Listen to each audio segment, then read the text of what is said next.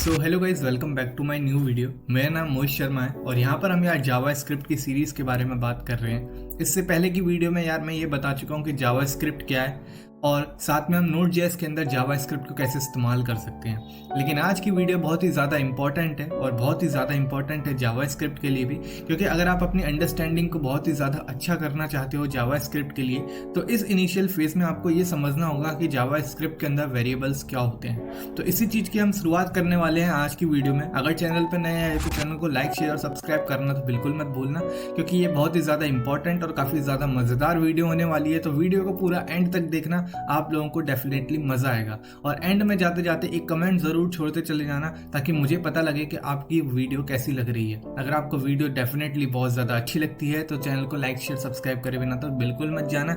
Start करते हैं आज की वीडियो। आज की वीडियो में सबसे पहले हम ये डिस्कस करते हैं कि वेरिएबल्स क्या होते हैं। तो जावा स्क्रिप्ट के अंदर जो वेरिएबल्स होते हैं ये बहुत ज्यादा इंपॉर्टेंट होते हैं। बेसिकली होता क्या है, इसका एक सिनेरियो मैं आपको देना चाहूंगा कि वेरिएबल्स है क्या। असल में होता क्या है, जब भी हमें किसी भी चीज को स्टोर करना होता है तो हमारे पास क्या होता है, बॉक्सेस होते हैं। अब वो बॉक्सेस क्या होते हैं, एक तरह के कंटेनर होते हैं जो किसी भी चीज को स्टोर करने का काम कर रहे होते हैं। जैसे कि हमारे घर में देखो, मसालों के अलग अलग डब्बे होते हैं, हर एक डब्बे में अलग अलग तरीके के मसाले या अलग अलग तरीके के आइटम्स होते हैं, तो वो कंटेनर अलग अलग तरीके के होते हैं। तो ऐसे ही जावा स्क्रिप्ट के अंदर वेरिएबल क्या है, एक तरीके का कंटेनर है जो कि डेटा को स्टोर करने का काम करता है। जावा स्क्रिप्ट के अंदर वेरिएबल्स एक कंटेनर है जो कि डेटा को स्टोर करने का काम करता है। और वेरिएबल्स जो होते हैं जावा स्क्रिप्ट के अंदर, ये जो कंटेनर हैं, ये 3 तरीके के कंटेनर होते हैं हमारे पास जावा स्क्रिप्ट के अंदर। तो इन्हीं चीज़ों के बारे में हम पढ़ेंगे कि ये कंटेनर कैसे होते हैं और ये है क्या। तो ध्यान से सुनना कि वेरिएबल्स एक ऐसा कंटेनर है जावा स्क्रिप्ट के अंदर जो कि डेटा को स्टोर करने का काम करता है। अब ये बात समझ में नहीं आई कि ये हुआ क्या। देखो ध्यान से सुनना कि मतलब ये मेरा कहने का मतलब ये है कि मानो आपके पास एक बोतल है, उस बोतल के अंदर आपने क्या भरा, पानी भरा। तो उस बोतल के अंदर आप क्या भरोगे, एक लिक्विड चीज भर सकते हो। वो बोतल किस चीज के लिए डिफाइन है कि आप उसके अंदर एक लिक्विड भर सकते हो, ठीक है। तो मतलब बोतल का फिक्स हो गया कि आप उसके अंदर एक लिक्विड भर सकते हो। ऐसे ही हमारे जावा स्क्रिप्ट के अंदर एक वेरिएबल है। तो वेरिएबल 3 तरीके के, ठीक है, 3 तरीके के कंटेनर है। तो वो जो 3 तरीके के जो कंटेनर हैं जो डेटा को स्टोर कर रहे हैं, वो अलग अलग तरह के डेटा को स्टोर करने का काम करते हैं, अलग अलग फॉर्म में। अब इसी चीज के ऊपर हम बात करने वाले हैं। तो देखो यहाँ पर क्या लिखा हुआ है, देखना ध्यान से। In JavaScript variable is a symbolic name for a value. मतलब किसी भी वैल्यू के लिए एक तरीके का नेम है जो कि किसी भी सिंबल में हो सकता है। Variable are use to store manipulate data within a program. मतलब वेरिएबल डेटा के अंदर, मतलब प्रोग्राम के अंदर किसी भी डेटा को स्टोर करने का या फिर उसे मैनिपुलेट मतलब उसको गेट करने का, उसको डिलीट करने का काम करते हैं। तो यही होते हैं हमारे वेरिएबल। अब ये वेरिएबल जो होते हैं हमारे 3 तरीके के होते हैं। हमारे पास जो वेरिएबल होते हैं, पहला होता है वेर, लेट और कॉन्स्ट। ये 3 तरीके के वेरिएबल आपको यहाँ पर दिख रहे होंगे। ये देखो हमारा वेर है, ठीक है, फिर ये हमारा लेट है, फिर ये हमारा कॉन्स्ट है। ये 3 तरीके के वेरिएबल जावा स्क्रिप्ट में जो कि मोस्ट इंपॉर्टेंट होते हैं, और इन तीनों के बारे में हम एक एक करके बात करने वाले हैं। लेकिन इससे पहले ये समझते हैं कि ये वेरिएबल हम प्रोग्रामिंग में लिखेंगे कैसे और इसको डिफाइन कैसे करेंगे। अभी हमें मतलब समझ नहीं आया। आपका कहना ये होगा कि मुझे समझ नहीं आ रहा है। हाँ, आपने चलो ये तो बोल दिया कि वेरिएबल एक तरीके का कंटेनर होता है, लेकिन ये पता कैसे लगेगा और ये डिफाइन कैसे होगा प्रोग्रामिंग के अंदर। क्योंकि प्रोग्रामिंग में तो हम कोई कंटेनर तो बनाने वाले हैं नहीं कि हमें पता लग जाए जी वेरिएबल जो होता है एक तरह का कंटेनर होता है जिसके अंदर हमने डेटा स्टोर कर दिया। नहीं, देखो मैं बताता हूँ कि प्रोग्रामिंग में वेरिएबल होता क्या है, ध्यान से देखना। तो मानो मैंने एक index.js फाइल बनाई है, आज का एक फोल्डर है day 3 के नाम से। मैं इसमें लिख रहा हूँ index.js। इसमें लिखने के बाद मैं यहाँ पर देखो, मैं अपना टर्मिनल रन कर रहा है कि नहीं कर रहा है, इसको चेक करने के लिए अपना नाम प्रिंट करा देता हूँ। तो मैं लिखूँ console.log, ठीक है। अब मैं इसको देख लेता हूँ मेरा टर्मिनल रन कर रहा है नहीं कर रहा। तो इसको देखो रन कैसे करते हैं फाइल को। अपना टर्मिनल ऑन कर लेना। टर्मिनल जैसे ही ऑन करोगे आप, टर्मिनल अगर नहीं समझ में आए कहाँ से ऑन होता है तो रन वाला ऑप्शन है, यहाँ पर क्लिक कर सकते हो, नहीं तो यहाँ से टर्मिनल पर क्लिक करके इसको टर्मिनल को भी ओपन कर सकते हो। अब लेकिन हम अपना टर्मिनल ओपन करना चाहते हैं, तो हम कहाँ थे, टर्मिनल में थे। कुछ नहीं करना है, यहाँ लिखना है नोड। बेसिकली हम ये जो जावा स्क्रिप्ट पढ़ रहे हैं नोड के अंदर पढ़ रहे हैं। नोड और अपनी फाइल का नाम लिखना है index.js। जैसे ही मैंने नोड के बाद index.js लिखा तो मुझे देखो मेरा नाम प्रिंट हो गया, मतलब मेरा जावा स्क्रिप्ट का टर्मिनल अच्छे तरीके से काम कर रहा है। अब बात करते हैं व्हाट इज वेरिएबल। वेरिएबल मैंने 3 तरीके के बताए। तो इसमें मानो क्या है, वेरिएबल क्या है, मानो मैंने एक नाम बनाया, नाम कुछ भी हो सकता है। मैंने बोला नंबर 1, मेरा बराबर कर दो 7 के। मतलब मैंने एक नाम बनाया, मैंने एक सिंबल बनाया, उसमें बोला कि नंबर 1 बराबर 7। मतलब क्या है, ये जो नंबर 1 है ना मेरा, ये एक वेरिएबल है। ये क्या एक वेरिएबल है जिसके अंदर हम क्या स्टोर कर रहे हैं, डेटा स्टोर कर रहे हैं। क्या 7 को स्टोर कर रहे हैं। जैसे कि हमारी आइडेंटिटी होती है ना, कि हमारे स्कूल में ये वाला नाम होता है, हमारे यहाँ घर पे ये नाम होता है, तो ऐसे ही हम आइडेंटिटी बनाने का भी काम करते हैं जावास्क्रिप्ट के अंदर।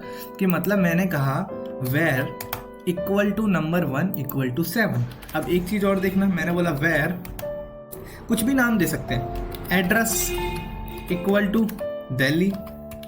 ठीक है, मैंने बोला एड्रेस इक्वल टू दिल्ली। अब इस चीज को ध्यान से देखना, इसका कहने का मतलब क्या है। मैंने कहा कि वेरिएबल का टाइप क्या है, वेर। वेरिएबल के मैंने 3 कंटेनर बताए, लेट, कॉन्स्ट और वेर। 3 तरीके कंटेनर होते हैं हमारे वेरिएबल के अंदर, दिखा देता हूं।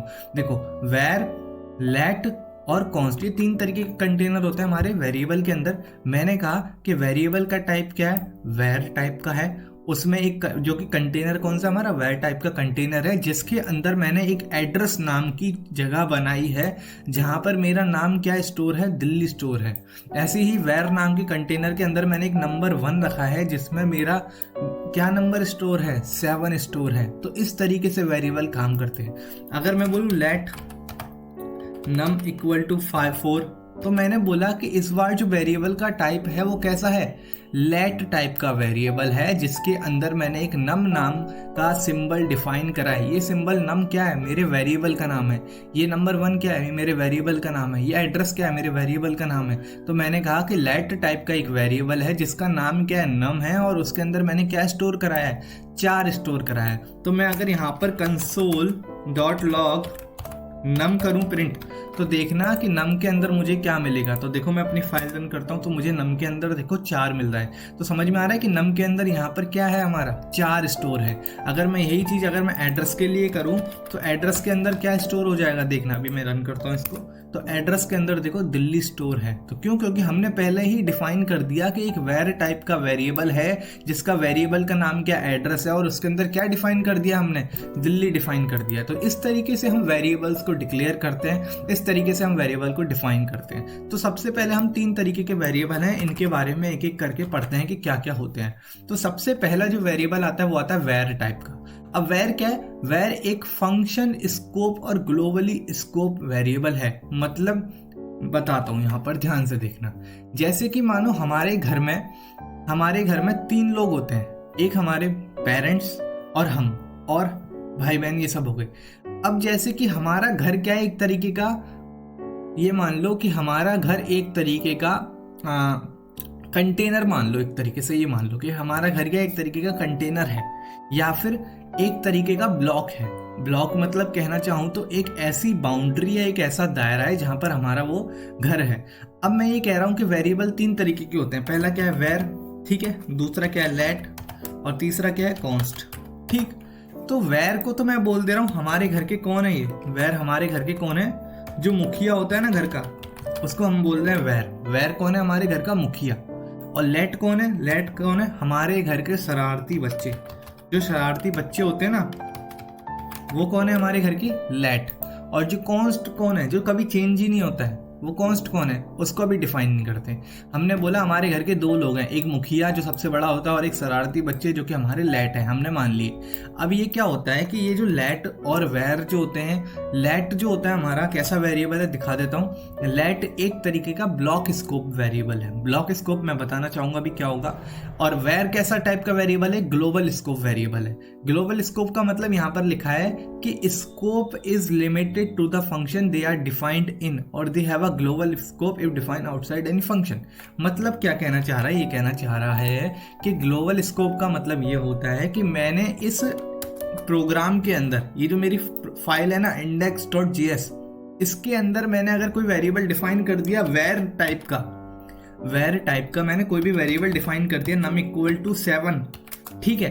तो मैंने एक बार अगर ये वेर टाइप का वेरिएबल डिफाइन कर दिया, तो ये हमारे घर का वेर क्या है, मुखिया है। और ये घर क्या है हमारा, ये प्रोग्राम है। तो वेर क्या है, हमारे घर का मुखिया है, और इसको कहीं भी आने और जाने की पूरी तरीके से छूट है। ये ग्लोबल स्कोप का मतलब ही यही है कि ये जो var टाइप का वेरिएबल है इसको पूरी छूट दी गई है कि ये प्रोग्राम के अंदर अगर मैंने कुछ भी लिखा है तो वहां पर हम इसको कंसोल करा सकते हैं, गेट कर सकते हैं इसकी वैल्यू को। समझ में आया ग्लोबल स्कोप का मतलब क्या है? तो और अगर हम लेट की बात करें कि मैंने एक लेट टाइप का वेरिएबल बना दिया num1 = 6 करके, कुछ भी बना सकते हैं, नाम कुछ भी रख सकते हैं वेरिएबल का और कुछ भी तरीके की वैल्यू स्टोर करा सकते हैं। मैंने बोला कि मैंने एक लेट टाइप का वेरिएबल बनाया, तो मैंने लेट क्या बताया, शरारती बच्चे होते हैं। अब शरारती बच्चे कैसे बच्चे हैं? ये वैसे बच्चे हैं कि जिनको घर से जाने के लिए परमिशन लेनी पड़ती है, घर में आने के लिए परमिशन लेनी पड़ती है, घर में अगर ये कहीं भी घूम रहे हैं तो इनको परमिशन की जरूरत है। तो लेट भी क्या है? लेट ऐसा ही वेरिएबल है जो प्रोग्राम के अंदर आपने अगर कहीं भी डिफाइन करा है तो हर जगह इसको एक्सेस नहीं करा जा सकता। इसको हर जगह पर एक्सेस करना बहुत ज्यादा दिक्कत भरा है, एरर आ जाएगा प्रोग्राम के अंदर। तो इस चीज को कैसे देखते हैं, इस चीज को समझते हैं। मानो मैंने ये करली ब्रेसेस बनाए, अब मैं इस करली ब्रेसेस के बाहर मैंने करली ब्रेसेस, मानो ये हमारा एक ब्लॉक है। ब्लॉक मतलब क्या है? ये एक ऐसा दायरा है जहां के अंदर ये बाउंड्री बनी है, मतलब हमारा एक प्रोग्राम है, उस प्रोग्राम के अंदर मैंने क्या बना दिया, बाउंड्री बना दी है। इन दो ब्रेसेस के अंदर जो भी डिफाइन होगा वो अलग होगा बाहर जो डिफाइन हुआ उससे। मतलब मैं अगर कंसोल कराऊं अपने वैर को, console.log मैं लिखूं num, ठीक है? ये धीमे धीमे समझ में आ जाएगा, अभी थोड़ा सा कॉम्प्लिकेटेड और होगा, लेकिन ध्यान से सुनो। मैंने कंसोल कराया और मैंने लिखा console.log num। अब मैं इसको प्रिंट कराऊं तो देखो मुझे 7 मिल रहा है। मैं एक बार टर्मिनल दिखा देता हूं, मुझे यहाँ पर 7 मिल रहा है। लेकिन अगर मैं इसको console.log num को मैं इसके अंदर प्रिंट कराऊं, क्या मुझे 7 मिलेगा? क्या मुझे 7 मिलेगा? देखते हैं, इसको चला के देखते हैं। हाँ देखो मुझे 7 मिल रहा है। तो मतलब वैर कौन है? मुखिया है घर का। तो भाई कहीं भी डिफाइन कर सकते हो, चाहे आप कोई दीवार लगा दो, चाहे कुछ भी लगा दो, मुखिया तो कहीं भी जा सकता है, वो कहीं भी डिफाइन हो जाएगा।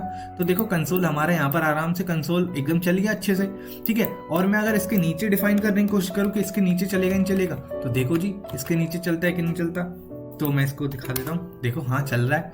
तो मतलब मुझे तो ये समझ में आ रहा है कि ग्लोबल स्कोप का मतलब क्या है। ग्लोबल स्कोप का मतलब ये है कि वो पूरे प्रोग्राम के अंदर कहीं भी उसको रन करा सकते हैं और कहीं भी उसकी वैल्यू को गेट कर सकते हैं। लेकिन अगर मैं एक चीज कहूँ कि मानो मैंने इस बार वैर को ये कमेंट कर दिया, ऊपर 7 लिखा है, मैं इस बार लिख रहा हूँ वैर num = 4, ठीक है? मैंने क्या कर दिया, वैर num = 4, और इस बार मैं कंसोल कर रहा हूँ तो मुझे क्या मिलेगा, 7 मिलेगा या 4 मिलेगा? देखते हैं इसको प्रिंट करा के। तो देखो मुझे क्या मिल रहा है, 4 मिल रहा है। लेकिन अगर मैं इस बार कंसोल को मैं यहाँ पर चलाऊं तो अब मुझे क्या मिलेगा, 4 या 7 मिलेगा? क्या 4 मिलेगा? तो देखो मुझे क्या मिल रहा है, 4 मिल रहा है। मतलब क्या हुआ, प्रोग्राम हमारा कैसे रन कर रहा है मैं बताता हूँ। देखो मैं इसको उस तरीके से नहीं चलाता हूँ, मैं इसको चलाता हूँ टर्मिनल के थ्रू, ठीक है? तो देखो मुझे क्या मिल रहा है, 4 मिल रहा है। तो मतलब कहने का क्या है यहाँ पर कि एक वैर तो मैंने बाहर की तरफ डिफाइन कर दिया अपने ब्लॉक से, ठीक है? और एक वैर मैंने कहाँ डिफाइन कर दिया, अंदर की तरफ। तो देखो कि मैंने अगर एक बार वैर की वैल्यू num 7 थी तो मुझे क्या मिल रहा था, 7 मिल रहा था, जब हमारी वैल्यू num 4 नहीं थी तब। तो मतलब उसको कहीं भी डिफाइन कर रहे थे, वो इजीली डिफाइन हो रहा था। लेकिन मैंने अगर एक बार वैल्यू चेंज कर दी, वैर की वैल्यू हम चेंज कर सकते हैं और सेम नाम भी रख सकते हैं। देखो मैंने इसको भी num दिया, इसको भी num दिया है। तो मैंने अगर वैर की वैल्यू एक बार चेंज कर दी तो चेंज करने के बाद अगर मैं उसको कहीं भी एक्सेस करने की कोशिश करूंगा तो मुझे उसकी वैल्यू कैसी मिलेगी, हमेशा चेंज वाली ही मिलेगी, ये ध्यान रखना। तो देखो वैर की दो चीजें समझ में आई, कैसा कि वैर एक ऐसा वेरिएबल है जो कहीं भी एक्सेस हो सकता है, चाहे वो कहीं ब्लॉक के अंदर हो, चाहे वो ग्लोबली कहीं भी हो, कहीं भी एक्सेस हो सकता है। साथ में हम वैर की वैल्यू को चेंज भी कर सकते हैं। जैसे अगर मैं कहना चाहूँ क्या, तो num = अगर मैं 6 करूँ और इस बार मैं क्या लिख दूँ, मैं इस बार लिख दूँ और इस बार मैं लिख दूँ क्या, console.log num, तो मुझे देखो क्या मिलने वाला। और इन सबको मैं हटा देता हूँ, इन सबकी अब जरूरत नहीं है। देखो मैं इनको कमेंट कर देता हूँ। अब मुझे देखो क्या मिलेगा, मुझे 6 मिल रहा है। पहले मैंने वैर की वैल्यू 7 दी, फिर मैंने कह दिया नहीं जी आप 6 कर दो, तो मुझे देखो क्या मिल गया, 6 मिल गया। तो ये ध्यान रखना, वैर की वैल्यू को हम चेंज कर सकते हैं, ठीक है? अगर अब मैं इस बार क्या करूं, मैं इस बार अब देखता हूं मुझे क्या मिलने वाला है। अब देखते हैं जरा मुझे क्या मिलने वाला है। तो देखो मुझे 6 और 4 मिल रहा है। क्यों? ऊपर के लिए तो वो 6 था ना। प्रोग्रामिंग कैसे चलती है? प्रोग्रामिंग हमेशा टॉप से डाउनवर्ड चलती है। पहले वो आया प्रोग्राम, वैर मिला, वैर के अंदर नम की वैल्यू 7 मिली, फिर नीचे गया, फिर वैल्यू 6 हुई, फिर 6 के बाद उसने क्या प्रिंट करा दिया? नम की वैल्यू को 6 प्रिंट करा दिया। 6 प्रिंट कराने के बाद वो नीचे आया, नीचे आने के बाद उसने देखा जी वैर की वैल्यू चेंज हो गई है, अब 4 हो गई। फिर वो नीचे आया, फिर उसने वैर की वैल्यू को क्या करा दिया? 4 करा दिया। लेकिन अब फिर दोबारा मैं वैर को चलाऊं, अब इस बार नीचे की तरफ तो देखना क्या मिलता है हमें। ठीक है, तो देखो मुझे क्या मिल रहा है? 6 4 4 मिल रहा है। तो मतलब वैल्यू फिर दोबारा चेंज हो गई, क्योंकि वैर की वैल्यू हमने नम इक्वल टू 4 कर दी। और मैंने आपको बताया कि वैर एक ग्लोबल स्कोप है, कहीं पर भी वैल्यू चेंज करोगे तो पूरी प्रोग्राम के अंदर वैल्यू चेंज हो जाएगी। और वैर को मल्टीपल टाइम डिफाइन भी कर सकते हैं और वैर की वैल्यू को हम चेंज भी कर सकते हैं। तो ये था इतना कॉन्सेप्ट वैर के बारे में। अब बात करते हैं यार लेट के बारे में। लेट को भी इसी तरीके से हम थोड़ा समझते हैं। मैं इस कोड को ऐसे ही रहने देता हूँ। अब बात करते हैं लेट के बारे में। मैंने लेट लिया और लेट इक्वल टू 4 दिया। मैंने लेट टाइप का इस बार वेरिएबल डिक्लेयर करा जिसका मैंने नाम रखा नम और वैल्यू क्या रख दी 4। और मैं इस बार कंसोल कराता हूँ लेट को, console.log नम। मैंने नम करा, नम करने पे मुझे क्या मिल गया? मुझे मिल गया 4। ठीक है, नम करने पे 4 मिल गया। अब सबसे पहली चीज ये देखते हैं क्या हम नम में वैल्यू चेंज कर सकते हैं? अगर एक बार हमने नम की वैल्यू 4 कर दी तो क्या लेट के अंदर हम नम की वैल्यू कुछ और कर सकते हैं? तो मैं एक बार ट्राई करके देखता हूँ। नम इक्वल टू मैं 6 7 करता हूँ, तो क्या मुझे इस बार 7 मिलेगा? हाँ देखो 7 मिला। मतलब प्रोग्राम टॉप से चला, पहले नम की वैल्यू 4 मिली 4, फिर उसके बाद वो नीचे आया, उसको नम की वैल्यू क्या मिल गई? 7 मिल गई। फिर उसने क्या प्रिंट करा दिया? 7 प्रिंट करा दिया। तो ये एक समझ में आई कि वैर और लेट में दोनों की वैल्यू को हम चेंज कर सकते हैं। ठीक है, क्या मैं लेट के अंदर एक ही नाम के 2 वेरिएबल बना सकता हूँ? नम इक्वल टू 5 कर 6 कर सकता हूँ? देखो एरर दे दिया। ध्यान रखना, लेट के अंदर आप एक ही नाम के 2 वेरिएबल नहीं बना सकते, लेकिन हम वैर के अंदर ऐसा कर पा रहे थे। वैर के अंदर हम एक ही नाम के 2 वेरिएबल बना पा रहे थे, लेकिन लेट के अंदर हम एक ही नाम के 2 वेरिएबल नहीं बना सकते। एरर आ जाएगा, क्योंकि प्रोग्राम समझ ही नहीं पाएगा कि कौन सी वैल्यू किसके पास जा रही है। उसको पता ही नहीं लगेगा कि नम की वैल्यू क्या है, 4 है या फिर 6 है, वो कंफ्यूज हो जाएगा। तो इस चीज को ध्यान रखना। ठीक है, लेकिन अगर मैं नम की जगह यहाँ नम 1 कर दूं तब भी कोई फर्क नहीं पड़ेगा। देखो मुझे एकदम अच्छे से चल रहा है। तो ये ध्यान रखना, समझ में आया? अब देखो, अब यहाँ पर मैं एक चीज और बताना चाहूंगा कि अगर मैं अब इसको ब्लॉक कर दूं और ब्लॉक करने के बाद मैं अगर console.log num करूं तो क्या मुझे नम मिलेगा? इस बार देखते हैं जी। हाँ देखो मुझे नम मिल गया, मुझे 7 मिल गया। तो अब यहाँ पर एक चीज देखना, अगर मैं इस बार कंसोल में इस बार लेट नम इक्वल टू 7 करूं तो क्या मुझे इस बार नम क्या मिलेगा? ध्यान से देखना, मैं पूरी चीज एकदम क्लियर करूंगा। 7 नहीं, मैं इसको 8 करता हूँ ताकि मुझे थोड़ा समझ में आए। 98 कर दिया, कोई दिक्कत नहीं है। अब देखो 98 मिला और 7 मिला। मतलब मैं क्या कहना चाहता हूँ ये ध्यान रखना। मैं अगर इस वाले नम को हटा दूं यहाँ से, ठीक है, और इस वाले नम को मैं यहाँ से हटा दूं, तो अब देखना यहाँ पर क्या होने वाला है। देखो मुझे क्या दे दिया? एरर। इसने कहा कि भाई आपका नम जो है डिफाइन नहीं है। मतलब प्रोग्राम चल कैसे रहा है मैं आपको एक बार बताता हूँ। अभी मैं इसको यहाँ से हटा देता हूँ और मैं प्रिंट कराता हूँ। नम कैसा, लेट कैसा स्कोप रखता है? लेट रखता है ब्लॉक स्कोप। मतलब लेट क्या, हमारा शरारती बच्चे हैं, उसको बाहर और अंदर जाने के लिए परमिशन लेनी पड़ती है। तो मैंने क्या करा, एक ब्लॉक स्कोप बनाया। मतलब इन ब्रेसेस को आप लगा दोगे ना तो एक तरीके का ब्लॉक का काम करते हैं। मैंने लेट को अंदर ही डिफाइन करा कि नम की वैल्यू 98 है और अंदर ही मैंने उसको प्रिंट कराया। तो मुझे सक्सेसफुली क्या मिल गया? 98 मिल गया। लेकिन जैसे ही मैंने कहा कि इन शरारती बच्चों को जरा बाहर पता करो, तो यार ये कह रहा है कि मुझे पता ही नहीं है भाई। ये कह रहा है कि मुझे पता ही नहीं है नम नाम कौन किसका है। इसको पता ही नहीं कि ये नम नाम किसका है, तो इसके लिए तो प्रॉब्लम हो गई। लेकिन अगर मैं एक काम कर दूं कि मैं नम को मैं अगर बाहर डिफाइन कर दूं, मानो मैं नम को बाहर डिफाइन कर दूं और मैं अंदर से पता लगाऊं कि नम है कि नहीं है, तो देखो क्या होता है। तो देखो मुझे 98 मिल रहा है। तो ब्लॉक स्कोप में मतलब ये समझ में आ रहा है कि अगर आपने एक बार लेट को बाहर डिफाइन कर दिया प्रोग्राम के अंदर और उसे आप किसी छोटे प्रोग्राम के अंदर एक्सेस करना चाहते हो तो आप उसकी वैल्यू को एक्सेस कर सकते हो। लेकिन अगर आपने किसी छोटे प्रोग्राम के अंदर लेट को डिफाइन कर दिया और आप बड़े प्रोग्राम के अंदर उसको एक्सेस करना चाहते हो तो आप उसको एक्सेस नहीं कर सकते हो। सिंपल सा कहने का मतलब यह है कि शरारती बच्चे अगर घर से बाहर हैं तो घर से बाहर हैं तो उनको बाहर भी माना जा सकता है और उनको अंदर भी बुलाया जा सकता है। लेकिन अगर एक बार वो घर के अंदर हैं तो उनको घर के बाहर जाने के लिए परमिशन लेनी पड़ेगी, लेकिन घर के अंदर आने के लिए परमिशन नहीं लेते। घर के अंदर तो उन्हें आना ही पड़ेगा।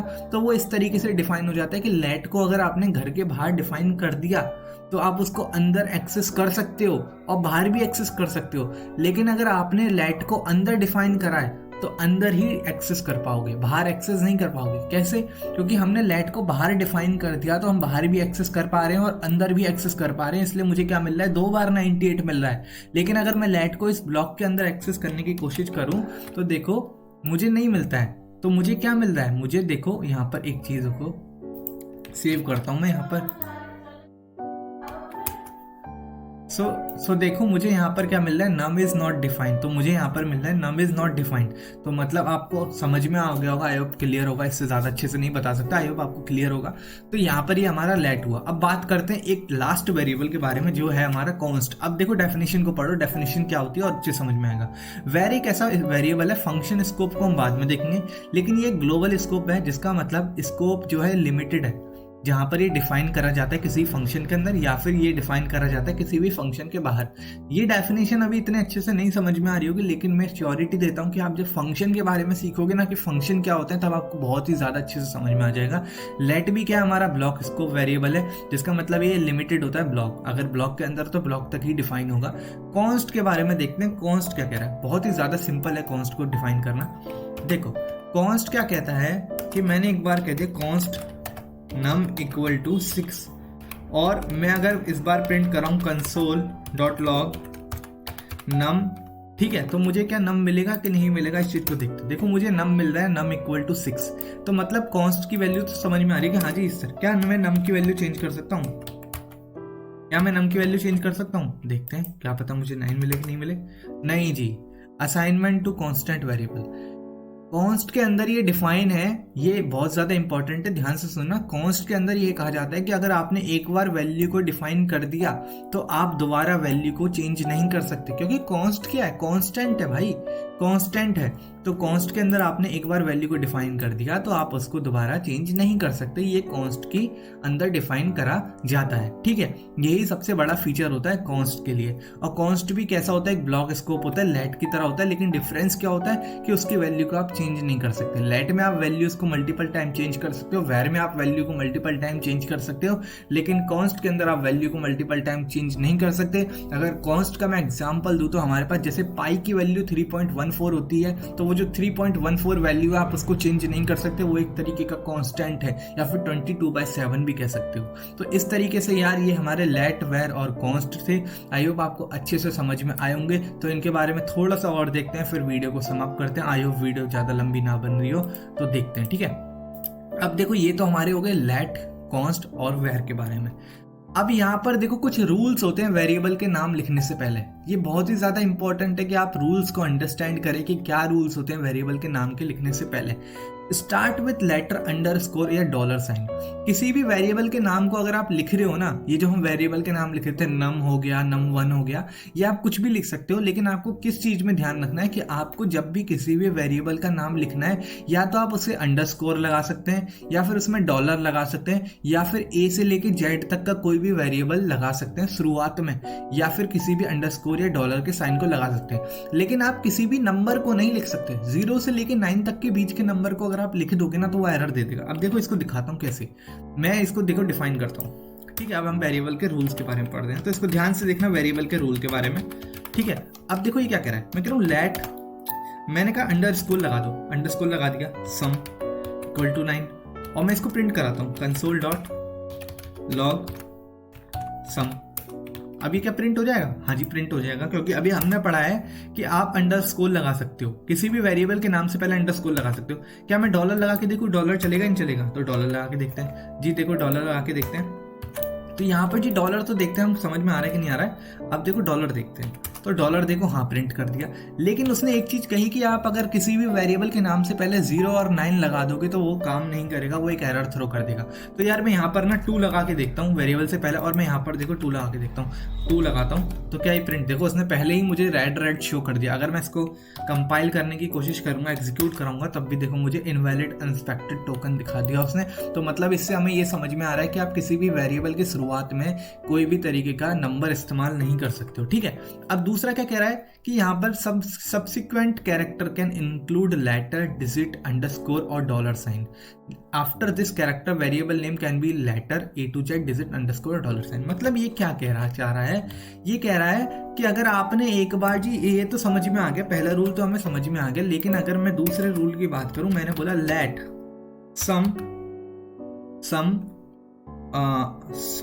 मैं बोलता हूँ लेट कोई भी एक नाम ले लो पर्टिकुलर, टाइप ऑफ नहीं होगा, मैं बोलता हूँ सम नम, ठीक है, इक्वल टू 3। मैंने बोला सम ऑफ नंबर इक्वल टू 3 और मैं इसको कंसोल कराता हूँ, console.log सम ऑफ नंबर। मैंने इसको प्रिंट करा और मैंने इसको एंटर मारा, तो देखो मुझे क्या प्रिंट हो गया, 3 मिल गया। असल में रूल सेकंड ये कह रहा है कि आपने अगर ऐसा वेरिएबल बनाया है जिसमें 2 नेम आ रहे हैं, जैसे कि मेरा यहाँ सम और नम 2 वेरिएबल हैं, 2 अलग अलग नाम है, लेकिन अगर मैं उनके बीच में अंडरस्कोर लगा दूं या A से लेके Z तक का कोई और वेरिएबल लगा दूं या 0 से लेके 9 तक के नंबर लगा दूं या फिर कोई डॉलर साइन लगा दूं, तो वो वेरिएबल हमारा अलाउ होगा। कैसे दिखाता हूँ, जैसे कि अगर मैं यहाँ पर देखो मैं लगा दूं A, तो मेरा वेरिएबल अलाउ होगा। जैसे कि मैंने इन दो के बीच में क्या लगा दिया, A लगा दिया, तो देखो वेरिएबल अलाउ है। अगर मैं यहाँ डॉलर लगा दूं बीच में, इन दोनों के बीच में, तो क्या वेरिएबल अलाउ होगा, देखते हैं जी। तो देखो मैंने डॉलर लगा दिया बीच में, तो देखो हाँ वेरिएबल अलाउ है। अगर मैं यहाँ 0 लगा दूं, मैं यहाँ लगा दूं 0, ठीक है, और यहाँ लगा दूं 0, तो क्या वेरिएबल अलाउ होगा, हाँ जी देखते हैं। ठीक है जी, मुझे पता लग गया कि अगर आप 2 वेरिएबल्स, आपने कोई वेरिएबल डिफाइन करा और बहुत लंबा नाम है और 2 नाम उसके अंदर आ रहे हैं और उनके बीच में अगर आप A से लेके Z तक या 0 से लेके 9 तक या फिर अंडरस्कोर या डॉलर कुछ भी लगा दो, तो आपका वेरिएबल अच्छे से वर्क कर जाता है। लेकिन ये कह रहा है spaces and special character are not allowed, मतलब आपने स्पेस दे दिया और कोई स्पेशल कैरेक्टर रख दिया एक्सेप्ट अंडरस्कोर और डॉलर साइन, तो वो अलाउ नहीं होंगे। कैसे समझो, यहाँ पर हमने डॉलर साइन अंडरस्कोर सब कुछ देख लिया, हाँ जी बीच में लगाने पे एकदम अच्छे से वेरिएबल काम कर रहा है, लेकिन अगर मैं एक स्पेस दे दूं और यहाँ पर भी मैं स्पेस दे के प्रिंट कराने की कोशिश करूँ, तो मुझे देखो एरर देगा यहाँ पर। तो देखो इसने बोल दिया आइडेंटिफायर नम, अनएक्सपेक्टेड आइडेंटिफायर, मतलब वो नहीं समझ पा रहा कि नम है या सम है, कंफ्यूजन है उसके अंदर, ठीक है ना। तो इसी चीज को हम देखते हैं, तो समझ में आया कि यहाँ पर स्पेस अलाउ नहीं है। अब स्पेशल कैरेक्टर की बात क्या कर रहा है, स्पेशल कैरेक्टर में हमारे पास ये हो गया, ठीक है, एक सिंबल ये वाला हो गया एंड का और एक सिंबल हो गया ये वाला एंड का। अब देखते हैं, इनको प्रिंट कराने की कोशिश करते हैं। देखो इसने अभी भी मुझे एरर दे रखा है, तो ये क्या है, एरर है, नहीं समझ में आएगा उसको। तो समझ में आ रहा है यहाँ पर कि क्या हो रहा है, तो यहाँ पर यही चीज हो रही है हमारी कि यहाँ उसको नहीं समझ में आएगा कि आप स्पेशल कैरेक्टर को नहीं रख सकते। अब जावास्क्रिप्ट वेरिएबल जो होते हैं केस सेंसिटिव होते हैं। केस सेंसिटिव का मतलब ये होता है कि अगर आपने किसी भी वेरिएबल को डिफाइन कर दिया, तो जैसे मैंने बोला माई वेर यहाँ पर देखो M स्मॉल में है, लेकिन एक और वेरिएबल मैंने डिफाइन करा M कैपिटल में है, तो 2 तरीके के ऐसे 2 डिफरेंट वेरिएबल बन सकते हैं। कैसे समझ में दिखाता हूँ, देखो मैंने कहा, मैंने एक लेट करा, लेट नम इक्वल टू 8, और मैंने एक और वेरिएबल डिफाइन करा, लेट नम इक्वल टू 8, तो मुझे एरर नहीं आएगा। क्यों? क्योंकि ये दोनों जावास्क्रिप्ट के लिए अलग अलग है, भले ही N कैपिटल है लेकिन वैल्यू सेम है सारी, लेकिन ये क्या है, एक छोटा सा माइनर डिफरेंस भी ना वेरिएबल को डिफरेंट बना सकता है। तो यही जावास्क्रिप्ट की बात है कि ये बहुत ज्यादा केस सेंसिटिव है और इसके अंदर हमेशा ऐसे वेरिएबल जो कि स्मॉल और कैपिटल में डिफरेंस हो तो वो अलग माने जाते हैं। चौथा रूल क्या कह रहा है कि जावास्क्रिप्ट के अंदर हमारे पास कुछ रिजर्व्ड कीवर्ड होते हैं जिनका इस्तेमाल आप वेरिएबल के तौर पे नहीं कर सकते। मतलब जावास्क्रिप्ट के अंदर पहले से ही कुछ ऐसे वर्ड डिफाइन करे गए हैं जिनका इस्तेमाल जो है हम फंक्शंस के तौर पे करते हैं। अगर आप उनको वेरिएबल के तौर पे इस्तेमाल करोगे तो आपको एरर आएगा। कैसे कि जैसे मैंने बोला कि हमारे पास एक वर्ड था वेर, क्या ये वेरिएबल का नाम बन सकता है? वेर इक्वल टू 9, क्या ये बन सकता है? कंसोल करा के देखूं वेर को, console.log var, तो क्या मुझे इसका आंसर क्या मिलेगा देखते हैं। तो देखो मुझे क्या बोल रहा है, वैर हमें पता ही नहीं लग रहा क्या है, क्योंकि वैर तो पहले से ही जावास्क्रिप्ट के अंदर डिफाइन है। तो इस तरीके के नामों को यार हम नहीं बना सकते, इस तरीके के नामों को हम वेरिएबल नेम नहीं दे सकते, ये हमारा चौथा रूल कहता है। तो हमारे पास जो रिजर्व कीवर्ड है उनके एग्जांपल कौन कौन से हैं? Var, let, const, function, if, else, ये सब चीजें हम बहुत ज्यादा डिटेल में आगे पढ़ने वाले हैं। अभी ये बात करते हैं कि useful meaning and descriptive names क्या कह रहा है। ये कह रहा है कि आप जब प्रोग्राम अभी तो बहुत ज्यादा छोटा है, लेकिन एक टाइम ऐसा आएगा प्रोग्राम जो है बहुत ज्यादा बड़ा हो जाएगा। बहुत ज्यादा बड़ा होने की वजह से आपको समझ नहीं आएगा कि आपने किस वेरिएबल का क्या नाम रखा है। तो नाम हमेशा ऐसे रखने हैं आपको वेरिएबल्स के कि आपकी अंडरस्टैंडिंग मैच करनी चाहिए। कि जैसे अगर मैं यहाँ पर लेट एड्रेस रख रहा हूँ तो मैं एड्रेस क्यों रख रहा हूँ? क्योंकि मैं इस वेरिएबल के अंदर एक एड्रेस सेव करा रहा हूँ। हो सकता है किसी जगह का नाम हो सकता है किसी के घर का नाम हो। तो ये क्या एक तरीके का एड्रेस है। अगर मैं नम लिख रहा हूँ तो हो सकता है मैं उसमें नंबर सेव करा रहा हूँ। अगर मैं यहाँ पर क्या लिख रहा हूँ, मैं मानो मोबाइल नंबर लिख रहा हूँ तो मैं मोबाइल नंबर सेव करा रहा हूँ। नेम लिख रहा हूँ तो मैं नेम सेव करा रहा हूँ। तो इस तरीके से आपको वेरिएबल्स के नाम को डिफाइन करना है। तो आई होप आपको समझ में आया होगा। मैंने काफ़ी ज़्यादा डेप्थ में हर एक चीज़ को बताया है। वेरिएबल तीन तरीके के होते हैं, वेर, लेट, कॉन्स्ट। वेरिएबल को कैसे डिफाइन करा जाता है, हर एक चीज़ को। अगर चीज़ नहीं समझ में आती तो वीडियो को दोबारा देखना, कमेंट में ये बता के जाना वीडियो कैसी लग रही है। फीडबैक बहुत ज़्यादा इंपॉर्टेंट है। और चैनल को लाइक, शेयर और सब्सक्राइब करे बिना जाना मत। मिलते हैं नेक्स्ट वीडियो में अंदर, और आगे जाके हम बहुत भी एक्साइटेड चीज़ों के बारे में पढ़ने वाले हैं, और हम क्वेश्चंस भी बहुत अच्छे से लगाने वाले हैं इन वीडियोज़ के अंदर। सो मिलते हैं नेक्स्ट वीडियो में। Thank you so much for watching. Bye. कितनी बड़ी बेकार है।